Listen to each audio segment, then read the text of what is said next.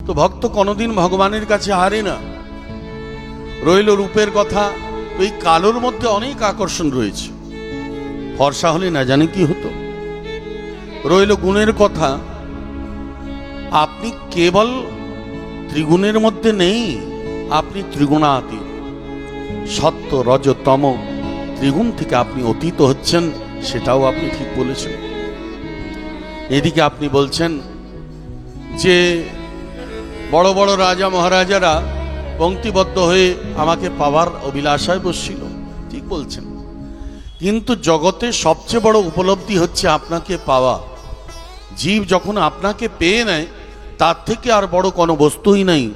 আর জীব আপনাকে পেয়ে যদি হাতছাড়া করে দেয়, ঠিক তার অবস্থা তেমন হয় যেভাবে চিন্তামণিকে বাদ দিয়ে একটা কাঁচের টুকরো তুলে নিয়ে এসে,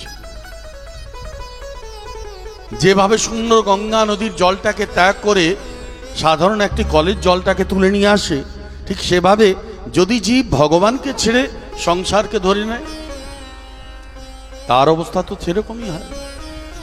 আর জীবের সবচেয়ে বড় কষ্ট সেখানেই হয়।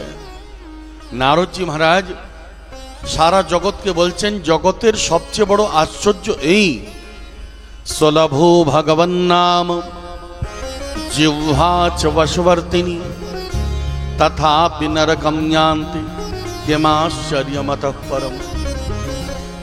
নারদজি বলছেন, জগতে এর থেকে বড় আশ্চর্য নেই।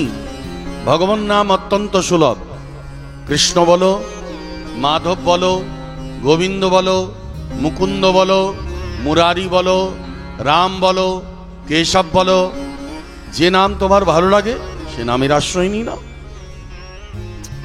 অনন্ত নাম, আর অনন্ত নামের মধ্যে সেই বল রয়েছে যে সেই নামের দ্বারা জীব নামই কৃষ্ণকে ধারণ করতে পারে। সুলভ ভগবান নাম, নামটা অত্যন্ত সুলভ। আর জিহ্বা আছে বশবর্তিনী, আমাদের জিহ্বা হচ্ছে বশবর্তী। এই জিহ্বাকে আমরা যখন যা বলাতে চাইব, জিহ্বা তাই বলবে। সংসারের কথা বলাতে চাইলে তাও বলবে, নাম জপ করালে তাও বলবে, যা বলাবে তাই তো বলবে। সে তো আর স্বতন্ত্র না, আমাদের অধীন হয়ে রয়েছে। আমরা যা চাইব তাই তাকে বলাবো। যে উহা চ বশবর্তী, ভগবান নাম অত্যন্ত সুলভ, জিহ্বা বশবর্তী। নারদজি বলছেন, তাও এ জগতের সবচেয়ে বড় আশ্চর্য যে ভগবান নামের আশ্রয় নিয়ে জীব ভগবত ধাম যেতে পারে, সেই ভগবান নামকে ত্যাগ করে তাও জীব নরকে যাচ্ছে। কিমাশ্চর্যমতঃ পরম, এর থেকে বড় আশ্চর্য আর কি হতে পারে। ভক্ত ভগবানের এই নিত্য সম্বন্ধ কোনোদিন ছাড়াছাড়ি হয় না। একবার সম্পর্কটা জুড়ে যায় আর ভাঙে না।